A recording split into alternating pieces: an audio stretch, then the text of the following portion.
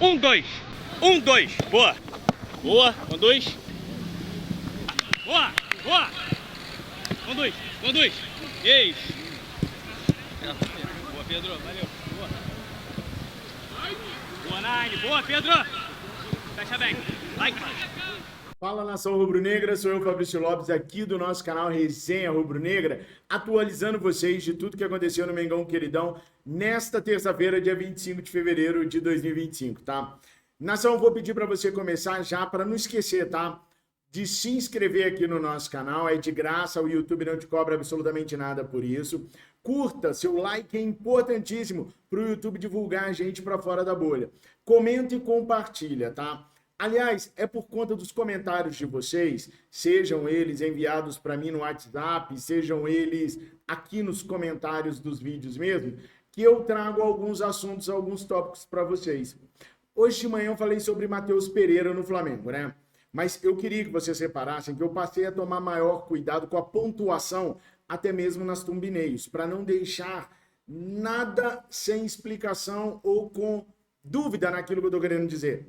Reparem que quando eu falei do Matheus Pereira, eu sempre terminei as frases com interrogação. Pode vir para o Flamengo? Pode pintar no Mengão? Por quê? Quando eu coloco interrogação, é porque no vídeo eu vou responder a uma pergunta que vocês me fizeram aqui nos comentários ou através de mensagens nas minhas redes sociais ou até mesmo no WhatsApp. Para quem não sabe, meu WhatsApp particular, meu mesmo, o único número de telefone que eu tenho, está aqui na descrição do vídeo. Se você procurar, você vai achar meu celular aqui. E eu fiz questão de colocar desde o primeiro dia que eu abri meu canal, lá em agosto de 2015, para a gente poder ter um relacionamento mais estreito. Então, o caso do Matheus Pereira, não há hoje uma negociação do Flamengo com o clube, mas que o Felipe Luiz tem interesse no atleta, tem. Isso é indiscutível. Se chegar, por exemplo, uma determinação do Flamengo para a contratação do Matheus Pereira em algum momento, o Felipe Luiz aprova. Ele gosta do jogador, entende que é o tipo de jogador que se encaixa no esquema de jogo dele, até porque é um jogador inteligente, é um jogador que cumpre funções e tarefas, ele não se opõe a isso, desde que ele compre a parada e ele concorde com aquilo ali. É sabido que o Matheus Pereira não vai muito com a lata do Leonardo Jardim, eles já tiveram muitas discussões quando foram treinador e jogador no mundo árabe. Então o clima para o Matheus Pereira dentro do Cruzeiro não é legal. E lembra que de manhã eu falei para vocês que o Pedrinho BH, dono da SAF do Cruzeiro, tem grana para manter o Matheus Pereira lá? Tem mesmo, tá? Tem dinheiro para manter ele lá. Mas também há um bom relacionamento Flamengo e Palmeiras, o Flamengo e Cruzeiro. Talvez o Pedrinho, numa pressão por ter que se livrar do atleta, possa até negociá-lo com o Flamengo sim em algum momento, desde que o Flamengo mostre sinais de que quer o jogador. Só que nesse momento, pessoal, o Flamengo olha mais para o ataque. O Flamengo continua querendo um atacante, um jogador de lado de campo, que possa fazer direita-centro, que é o que o Juninho deve fazer em algum momento, da esquerda-centro. A gente já viu ele fazendo algo parecido em alguns jogos do Mengão. Então o Flamengo ainda procura por mais um atacante. Tem a questão do Jorginho, algumas pessoas me perguntaram nos comentários, você está cravando o Jorginho no meio do ano? Gente, acho que a gente já passou dessa fase de, nossa, ele cravou, uau, ele cravou. Acho que hoje em dia, depois de 11 anos cobrindo o Flamengo aqui, 11 temporadas cobrindo o Flamengo, eu acho que eu já falei o suficiente para vocês que o que é certo hoje pode não ser tão certo assim amanhã. A informação que eu tenho todas as vezes que eu falo sobre o Jorginho é que ele está acertado com o Flamengo. Mas daqui até no meio do ano muita coisa pode acontecer. Mas que é o foco do Flamengo, o Juninho como um dos principais reforços do Flamengo para o meio do ano, isso é inegável, tá? Então, hoje, a prioridade do Flamengo não é por um meia. A prioridade do Flamengo é por um atacante. A janela vai fechar daqui a 3 dias. Mas depois se abre uma outra, que eu já falei para vocês, interna, onde o Flamengo pode ainda continuar negociando e procurando alguns valores que ele acha que pode se enquadrar ali. O mesmo vale para saídas. E aí eu quero pedir perdão aos meus amigos do norte do Brasil, porque de manhã esta anta que vos fala falou que o Paysandu é do Nordeste e o Paysandu é do Norte. Mas eu vou falar um negócio para vocês também, hein? Vocês não perdoam nenhuma escorregadela. Agora eu vou contar uma novidade para vocês. Ontem, Finalmente eu consegui tomar minha injeção, tá? Tô tomando minhas vitaminas de novo, tô bombando. O homem tá aqui, tá igual um touro. Dificilmente eu vou errar e vou trocar nomes daqui pra frente. Se acontecer, é por conta de estupidez minha mesmo. Antes, a falta de vitaminas estava me impedindo até de ir à academia, de fazer exercício, e a mente fica ruinzona, tá? Quem fez bariátrica e conhece o andamento da parada sabe do que eu tô falando. Agora, graças a Deus, eu tomei depois de 2 meses todas as minhas vitaminas e agora eu tô novinho em folha, dificilmente eu vou errar. Mas errei falando do Paysandu sendo do Nordeste, desconhecimento mesmo, lerdeza minha mesmo, Paysandu da região norte do nosso país. Mil perdões, tá? Bom, então é isso. A ideia do Flamengo é por um atacante, ainda não é por um meia. Só que tem o seguinte, pessoal. O meio de campo do Flamengo hoje, ele tá muito bem populoso, né? Populoso mesmo, em quantidade e qualidade. Alan voltou a jogar bem, Eric Pulgar, Gerson, Arrascaeta, até o De La Cruz, que tinha cortado o pé, não estava conseguindo calçar chuteira. Calçou hoje, fez parte da atividade normalmente, amanhã deve fazer a atividade completa, deve estar à disposição do Felipe Luiz. Só que no meio do ano muita coisa pode mudar. O Jorginho vai chegar, mas pode ser que Deus me livre e guarde, o Gerson receba realmente uma daquelas propostas indecorosas. Falei com vocês ontem, nesse mesmo horário aqui, se não me falha a memória aqui no canal, sobre como que o Flamengo tá pé da vida com alguns clubes que vêm nos jogadores, oferecendo milhões para os atletas e mendigando a compra com o Flamengo. Era uma tática que o Marcos Braz usava antigamente, mas quando é contra a gente é bem chato, né? E é isso que os clubes estão fazendo, oferecendo 3 milhões, 3 milhões e meio, 4 milhões para atletas como Gerson e Wesley tentarem forçar uma saída da equipe rubro-negra. O fato é que nenhum deles forçou. Mas em janeiro, depois do Super Mundial de Clubes, daqui a pouquinho, no final de março, a gente tem convocação para a seleção brasileira. Gerson, Danilo, próprio Wesley, Léo Ortiz podem ser convocados. E aí vem a novidade disso tudo que eu tô querendo falar com vocês, que eu tô tomando coragem para falar com vocês, tá? Ninguém fala muito no nome dele, ninguém tá prestando muita atenção nele, não. Mas um dos jogadores com mais sondagens de clube do exterior nas costas, depois do Wesley, é o Léo Ortiz, tá? E não é só o mercado europeu, não. O mercado europeu aparece uma coisa ou outra assim. O Léo já tem uma certa idade, é zagueiro, não é tão valorizado na Europa, mas o mundo árabe tá babando em cima do Léo Ortiz, tá? É muita coisa em cima do Léo Ortiz. E o Flamengo vem segurando na boa, até agora não apareceu nada que agrade efetivamente o Léo Ortiz, mas esse meio do ano, eu tô assim, com medo de falar, sabe? Com medo de pensar no meio do ano. Wesley, Léo Ortiz, o próprio Léo Pereira também, né? Besiktas já se interessou em algumas épocas por ele, o mundo turco lá sempre dá uma olhadinha pro Léo Pereira.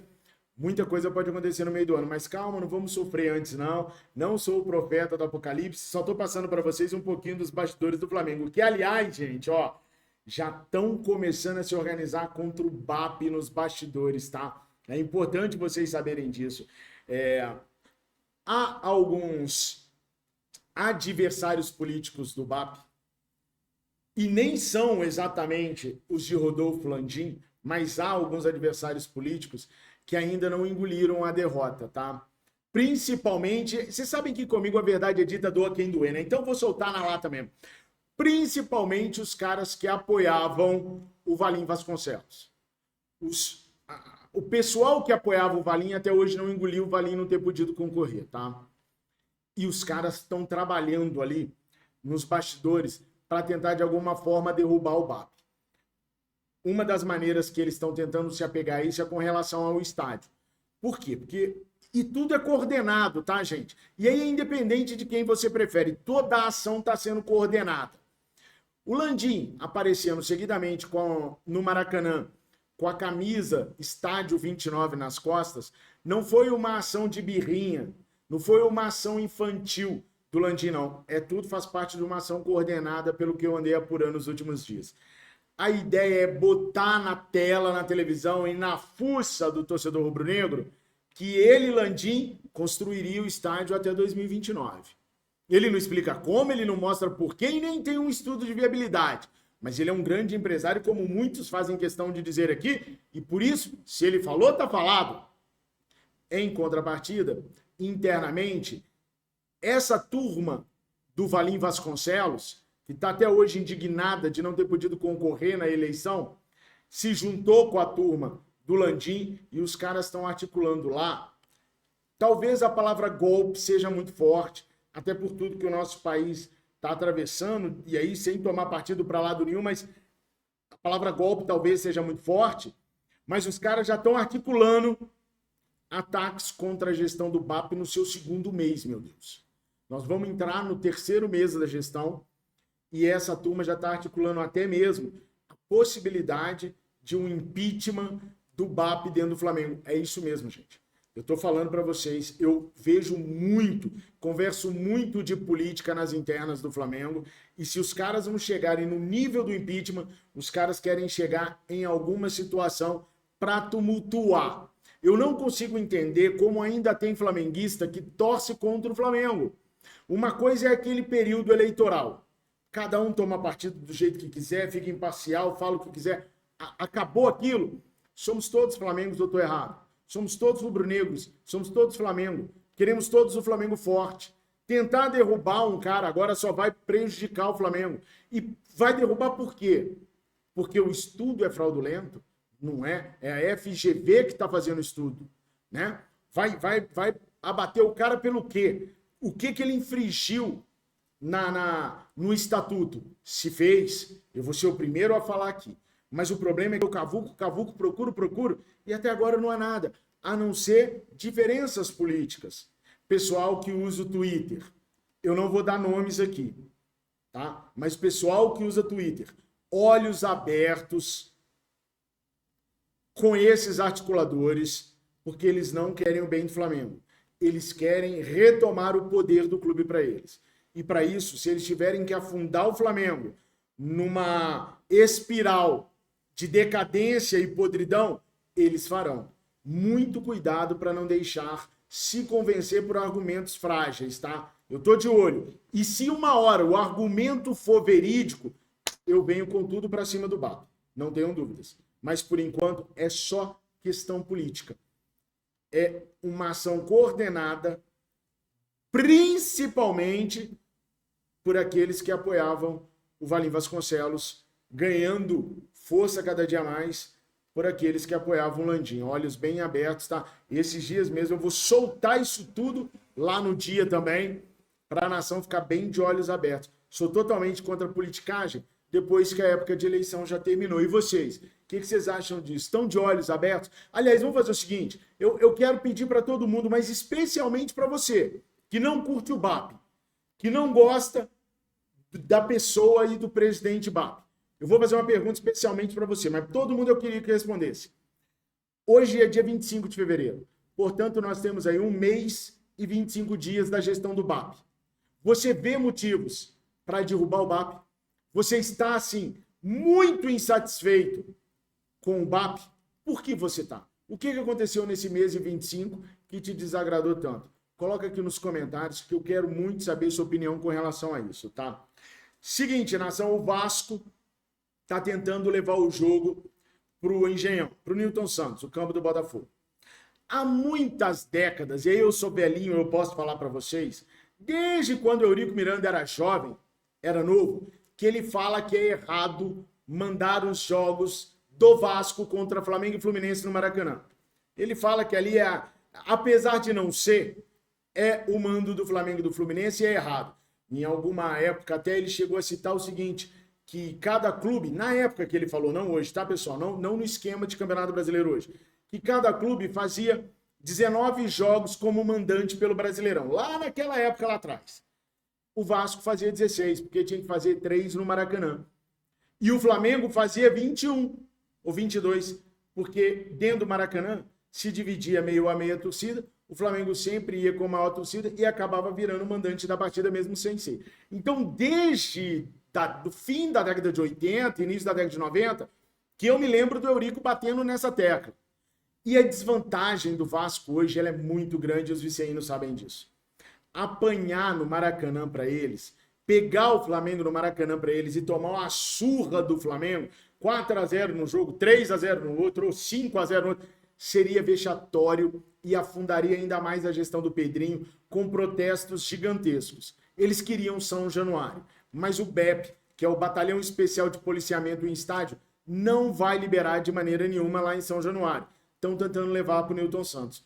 Só que é sábado de carnaval, meus amigos. Sabe o que acontece em sábado de carnaval? Aquele cara que é valente quando bebe, no sábado de carnaval ele fica mais valente ainda porque ele bebe mais ainda. É carnaval.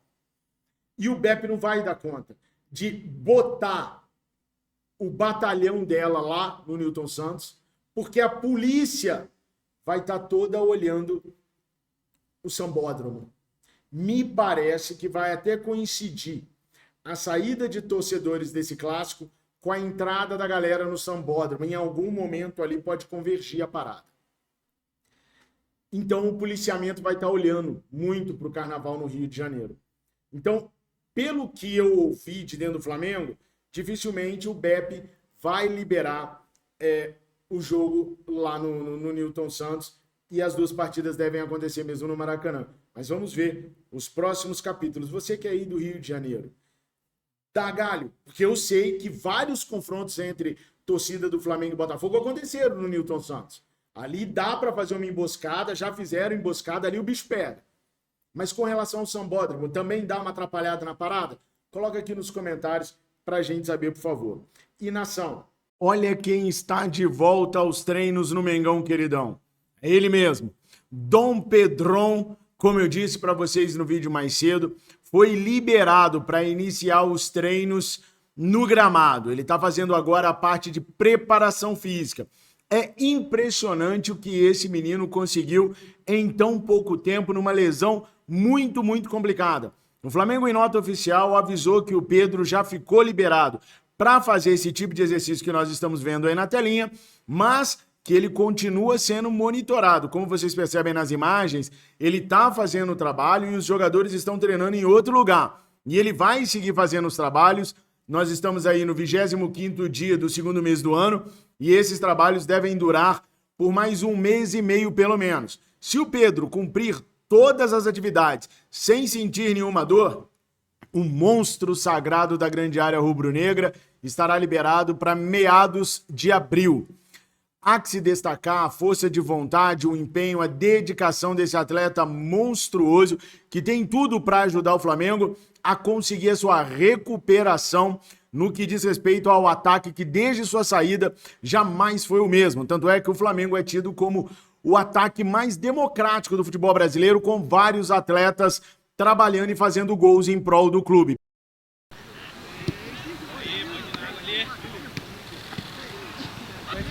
Isso, aí já domina controlando ela pra lá. Boa, Pedro.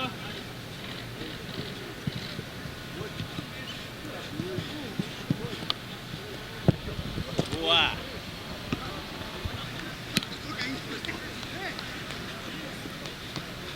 Boa, Pedro. Isso, trava. Boa.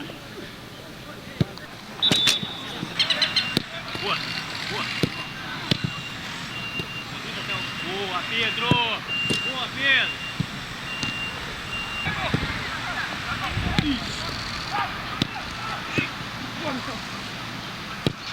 Boa, Nai! Boa! Ajeitou, Júlio.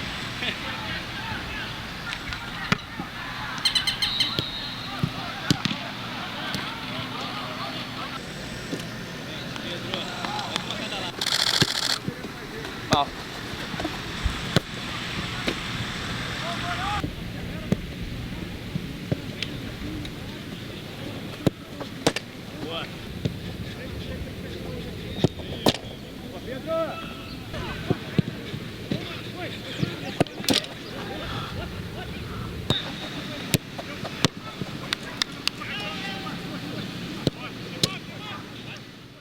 Quando nós chegamos em janeiro, fizemos uma avaliação de todo o processo que havia sido feito.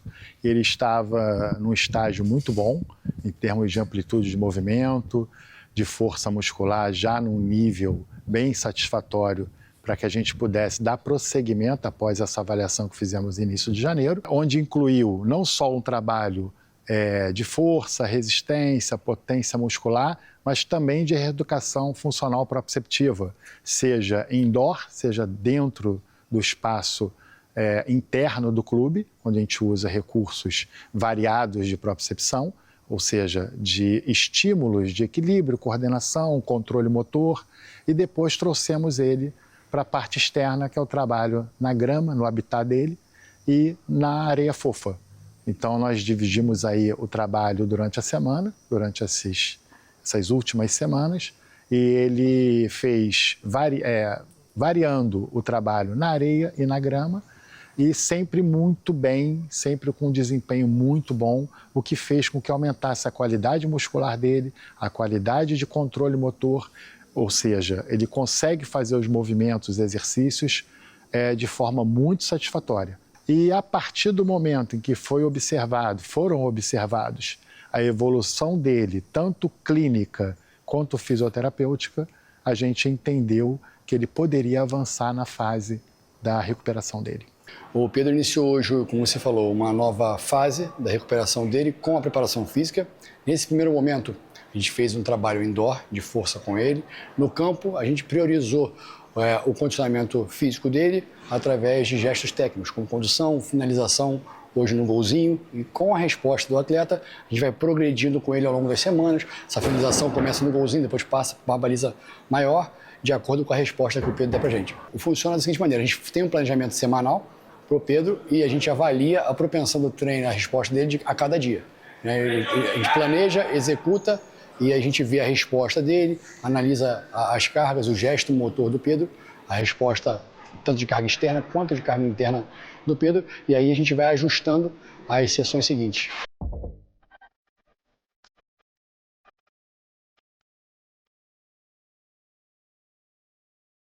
Isso. Corrida. Isso. Boa. Aí.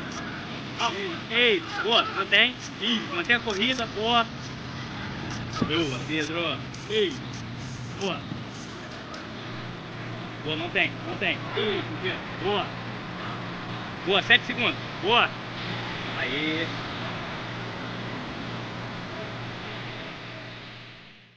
Obrigado por tudo. Tenham uma excelente terça-feira. Fiquem com Deus. Saudações rubro-negras.